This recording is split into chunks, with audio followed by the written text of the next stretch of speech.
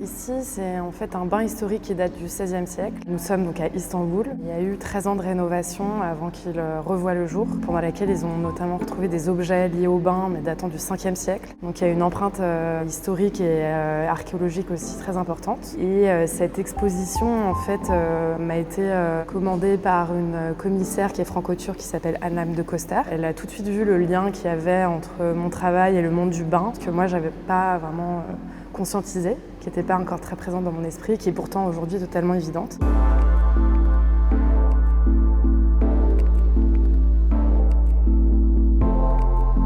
Moi, j'ai l'habitude toujours de proposer des œuvres qui soient créées in situ et qui épousent finalement le lieu de l'exposition. Donc c'est toujours très important pour moi d'être dans le lieu avant de l'exposition pour mener mes recherches le mieux possible. Ce qui m'a beaucoup inspirée, c'est évidemment tous les rites qui sont liés aux soins. Qu'est-ce qu'est le hammam? C'est presque un lieu de culte, mais sans aucune connotation religieuse. Et comme mon travail porte uniquement sur cette notion de spiritualité et pas du tout de religion, il y avait quelque chose qui, là en plus, faisait lien avec le soin, était vraiment fascinante pour moi. Et toutes les œuvres, il y a environ une vingtaine d'œuvres que je produis ici, elles sont toutes faites vraiment pour le lieu.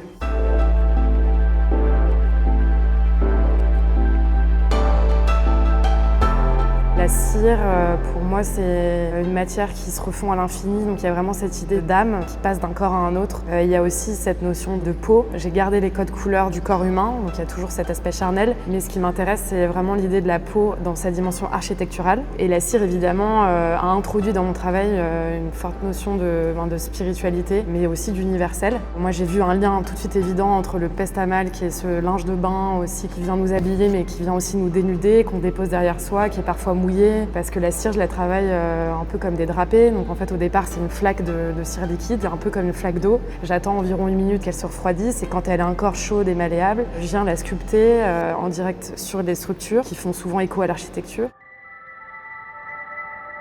L'étain, pour moi, c'est vraiment la matière jumelle de la cire. Ça faisait longtemps que je voulais travailler cette matière, mais là, ça a pris aussi son sens parce que ici, il y a une pratique très courante qui s'appelle la molybdomancie, qui consiste à couler de l'étain en fusion dans un récipient d'eau froide. Et en fonction de la forme que l'étain va prendre en se pétrifiant, on va lire l'avenir d'après cette forme. Donc il y a cet aspect vraiment de la divination, moi, qui me fascine, qui là prend tout son sens.